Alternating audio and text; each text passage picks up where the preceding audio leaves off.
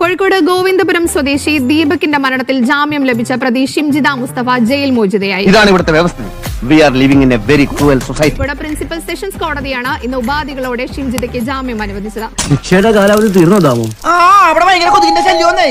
പിന്നെ കഴിഞ്ഞ പ്രാവശ്യത്തെക്കാളും ഫുഡും മോശം. ഒരുമാതിരി കുറ്റവാളികളോട് പെരുമാറുന്ന പോലെ ഒരു പെരുമാറ്റം. പക്ഷെ ഒരുത്തനെ തട്ടിയിട്ട് ഉടനെ തന്നെ തിരിച്ചു പോകണം. കോഴിക്കോട് ജില്ലാ ജയിലിലായിരുന്നു ഷിംജിത ഉണ്ടായിരുന്നത്. അവനെ എപ്പോ പുറത്തോട്ട് കെട്ടിയെടുക്കുന്നു?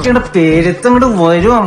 എന്റെ കയ്യിലെങ്ങാനിപ്പൊ കിട്ടിയാണ്ടല്ലോ സാഗറേ. എന്തെങ്കിലും പറയാനുണ്ടോ എന്ന മാധ്യമ പ്രവർത്തകരുടെ ചോദ്യത്തിന് ഒന്നും പറയാനില്ലെന്ന് മാത്രമായിരുന്നു പ്രതികരണം. ഇവനെക്കാളും വലിയ നാറി ഈ പഞ്ചായത്തിൽ വേറെ ഉണ്ടാവില്ല.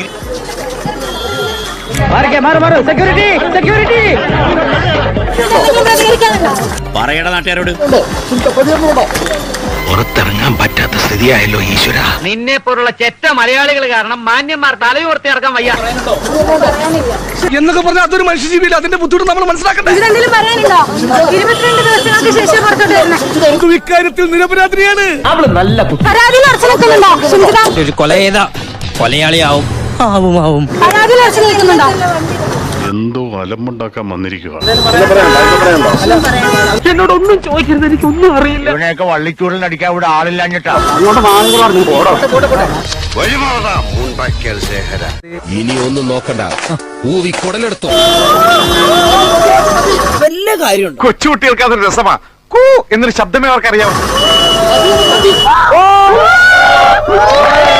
കണ്ടകശനി കൊണ്ടേ പോകുന്നൊരു ചൊല്ലുണ്ട്.